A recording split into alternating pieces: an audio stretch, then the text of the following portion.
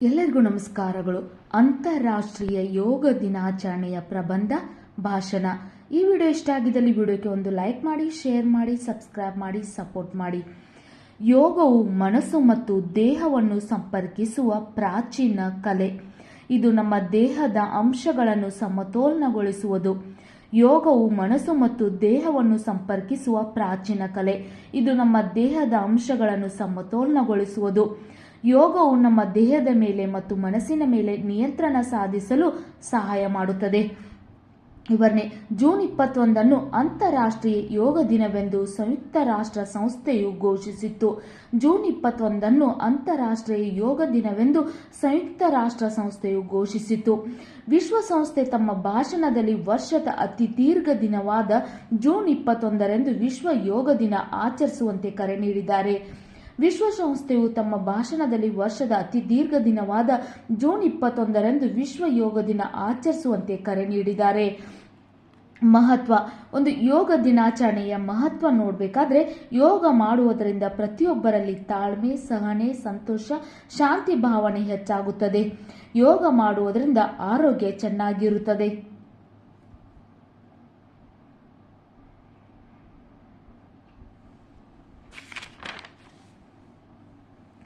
ನಮ್ಮ ದೇಹವನ್ನು ದಂಡಿಸುವುದರಿಂದ ನಮಗೆ ಯೋಗದ ಮಹತ್ವ ಅರ್ಥವಾಗುತ್ತದೆ. ಯೋಗ ಮಾಡುವುದರಿಂದ ನಮ್ಮ ಜೀವನವನ್ನು ನಾವು ಚೆನ್ನಾಗಿ ಕಳೆಯಬಹುದು. ನಮ್ಮ ದೇಹವನ್ನು ದಂಡಿಸುವುದರಿಂದ ನಮಗೆ ಯೋಗದ ಮಹತ್ವ ಅರ್ಥವಾಗುತ್ತದೆ.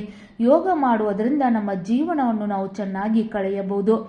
ಭಾರತದ ಮಾನ್ಯ ಪ್ರಧಾನಮಂತ್ರಿ ನರೇಂದ್ರ ಮೋದಿ ಅವರು ವಿಶ್ವಸಂಸ್ಥೆಯ ತಮ್ಮ ಭಾಷಣದಲ್ಲಿ ವರ್ಷದ ಅತಿ ದೀರ್ಘ ದಿನವಾದ ಜೂನ್ 21 ಅಂತಾರಾಷ್ಟ್ರೀಯ ಯೋಗ ದಿನವನ್ನು ಆಚರಿಸುವಂತೆ ಕರೆ ನೀಡಿದ್ದಾರೆ.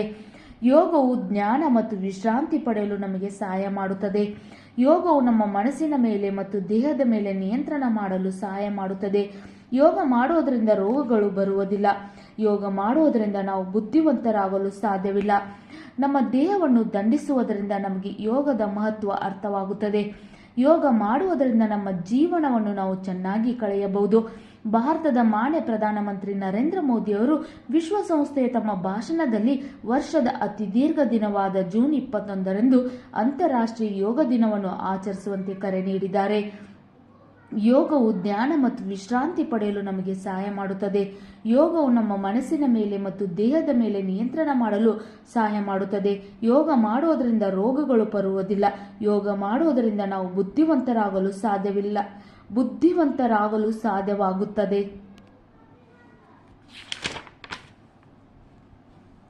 ಯೋಗವು ಮೂಲಭೂತವಾಗಿ ಭಾರತದ ಉಪಖಂಡದಲ್ಲಿ ಹುಟ್ಟಿಕೊಂಡಿತ್ತು.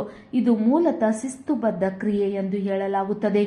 ಭಾರತದ ವಿಶ್ವಾದ್ಯಂತ ಯೋಗವು ಹೆಸರುವಾಸಿಯಾಗಿದೆ ಹಾಗೂ ಇಂದಿನ ಯಾಂತ್ರೀಕೃತ ಜೀವನದಲ್ಲಿ ಯೋಗವು ಆರೋಗ್ಯಕರ ಜೀವನ ಶೈಲಿಯನ್ನು ಕಾಪಾಡಿಕೊಳ್ಳಲು ಅತ್ಯಂತ ಅವಶ್ಯಕವಾಗಿದೆ.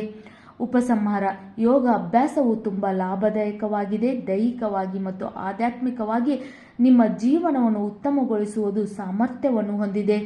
ಇದನ್ನು ಸಾವಿರಾರು ವರ್ಷಗಳಿಂದ ಭಾರತದಲ್ಲಿ ಅಭ್ಯಾಸ ಮಾಡಲಾಗುತ್ತಿದೆ ಮತ್ತು ಲಕ್ಷಾಂತರ ಜನರು ಅನಾರೋಗ್ಯದಿಂದ ಉಳಿಸಲು ಸಾಧ್ಯವಾಗಿದೆ. ಆದ್ದರಿಂದ ಯೋಗ ತುಂಬಾ ಉಪಯುಕ್ತ ಅಂತ ಹೇಳುತ್ತಾ ಈ ವಿಡಿಯೋ ಮುಗಿಸುತ್ತೇನೆ. ವಿಡಿಯೋ ಇಷ್ಟ ಆಗಿದ್ದಲ್ಲಿ ವಿಡಿಯೋಕ್ಕೆ ಒಂದು ಲೈಕ್ ಮಾಡಿ, ಶೇರ್ ಮಾಡಿ, ಸಬ್ಸ್ಕ್ರೈಬ್ ಮಾಡಿ, ಸಪೋರ್ಟ್ ಮಾಡಿ. Thank you.